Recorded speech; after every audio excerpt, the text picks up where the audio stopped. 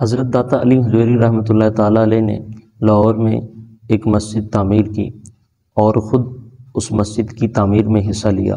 مٹی کی ٹوکریاں اٹھائیں اور دور دور سے پتھر اٹھا کر لاتے اور اس کو تعمیر کرتے، اور مزدوروں کے ساتھ حضرت علی حجویری رحمۃ اللہ تعالیٰ علیہ مسجد بنانے کے لیے بڑی محنت اور مشقت کے ساتھ کام کیا کرتے تھے، اور وہ مسجد آج بھی آپ رحمۃ اللہ تعالیٰ علیہ کے مزار اقدس پر موجود ہے۔ البتہ بعد میں اس مسجد کو از سر نو تعمیر کیا گیا، لیکن وہ مسجد اسی جگہ پر موجود ہے جہاں داتا علی حجویری رحمۃ اللہ تعالیٰ علیہ نے اپنی ہاتھوں سے مسجد کو تعمیر کیا تھا۔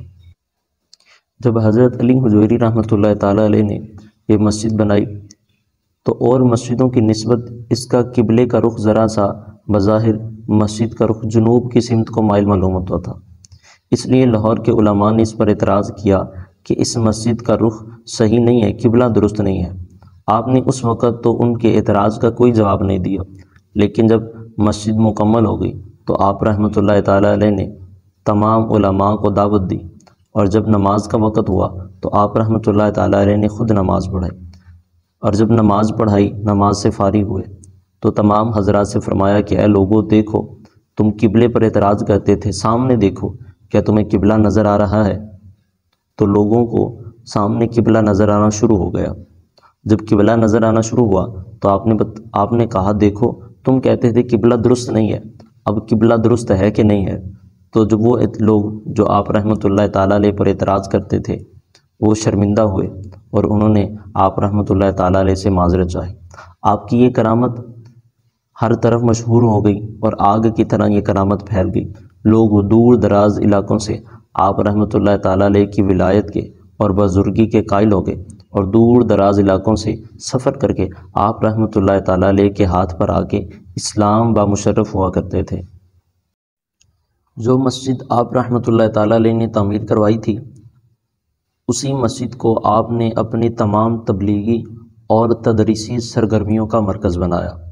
اس مسجد میں آپ باقاعدہ درس قرآن دیا کرتے تھے اور درس حدیث دیا کرتے تھے، یہاں تک کہ دور دراز علاقوں سے طالب علم آپ رحمۃ اللہ تعالیٰ علیہ سے قرآن کریم کے اسباق پڑھنے، عربی سیکھنے اور مختلف دیگر علوم حاصل کرنے کے لیے دور دراز علاقوں کا سفر کر کے یہاں آتے تھے۔ آپ رحمۃ اللہ تعالیٰ علیہ نے اس مسجد کے ساتھ ایک حجرہ تعمیر کروایا۔ تبلیغ و تدریس کے بعد آپ رحمۃ اللہ تعالیٰ علیہ اسی حجرے میں آرام فرماتے تھے اور دن رات اللہ کی عبادت میں مشغول رہا کرتے تھے۔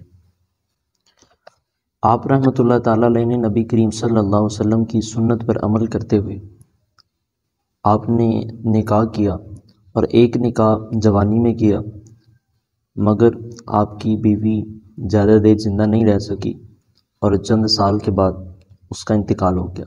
پھر آپ رحمۃ اللہ تعالیٰ علیہ نے تقریباً 11 سال کے بعد دوسرا نکاح فرمایا، اور وہ بھی بیوی زیادہ عرصہ زندہ نہیں رہ سکی، وہ بھی اللہ تعالیٰ کو پیاری ہوئی۔ ان دونوں بیویوں میں سے کسی ایک کے ہاں ایک بیٹا پیدا ہوا جس کا نام آپ رحمۃ اللہ تعالیٰ علیہ نے حسن رکھا، مگر وہ بیٹا بھی زیادہ بڑا نہ ہو سکا، چھوٹی ہی عمر میں وہ بھی رضا الہی کو پہنچ چکا تھا۔ کل نفس ذائقۃ الموت، ہر جان نے موت کا ذائقہ چکھنا ہے۔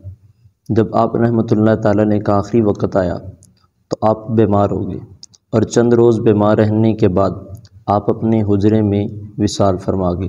آپ کے وصال کے موقع پر شیخ احمد ہندی اور کچھ دوسرے عقیدت مند آپ کی خدمت میں حاضر تھے۔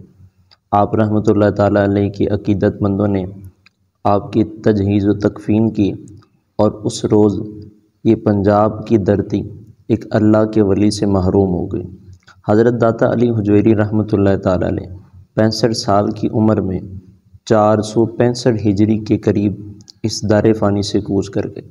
آپ کی تاریخ وصال 20 صفر المظفر بیان کی جاتی ہے، لیکن اس میں بھی اختلاف ہے، واللہ عالم ورسولہ عالم۔ آپ کا مزار اقدس لاہور میں باٹی دروازے کے قریب غربی جانب میں واقع ہے۔ آپ کا دربار پاک و ہند میں بہت مشہور ہے۔ آپ کا مزار سب سے پہلے سلطان محمود غزنوی کے خاندان میں سے ظہیر الدولہ سلطان ابراہیم بن سلطان مسعود غزنوی نے تعمیر کیا۔ اس کے بعد شاہان مغلیہ نے بھی مزار اقدس کی توسیع میں تھوڑا سا حصہ ڈالا۔ پھر بعد میں مزار اقدس کی مسجد کو گلزار شاہ نامی ایک مخیر شخص نے تعمیر کروایا۔ آپ رحمۃ اللہ تعالیٰ علیہ کے دربار اقدس پر حاضری دینے کے لیے، سلام کرنے کے لیے لوگ دور دراز سے آتے ہیں اور اللہ تعالیٰ کی بارگاہ سے دعا مانگتے ہیں، اور اللہ تعالیٰ ان نیک لوگوں کے صدقے میں ان کی دعاؤں کو قبول کرتا ہے۔ اس کے علاوہ اور بہت سے اولیاء اور پیران عظام حضرت داتا علی حجویری رحمۃ اللہ تعالیٰ علیہ سے فیض حاصل کر چکے ہیں۔ ان میں سب سے زیادہ مشہور سلسلہ چشتیہ کے حضرت خواجہ معین الدین چشتی رحمۃ اللہ تعالیٰ علیہ ہیں۔ آپ نے حضرت داتا علی حجویری رحمۃ اللہ تعالیٰ علیہ کے قدموں میں اعتکاف کیا اور فیوز و برکات کو حاصل کیا، اور جب انہیں فیوز و برکات ملی اور وہ اپنی منزل کی طرف نکلنے لگے تو وہ یہ کہنے پر مجبور ہو گئے کہ گنج بخش فیض عالم، مظہر نور خدا، نا کی سارا پیر کامل کاملارا رہنما۔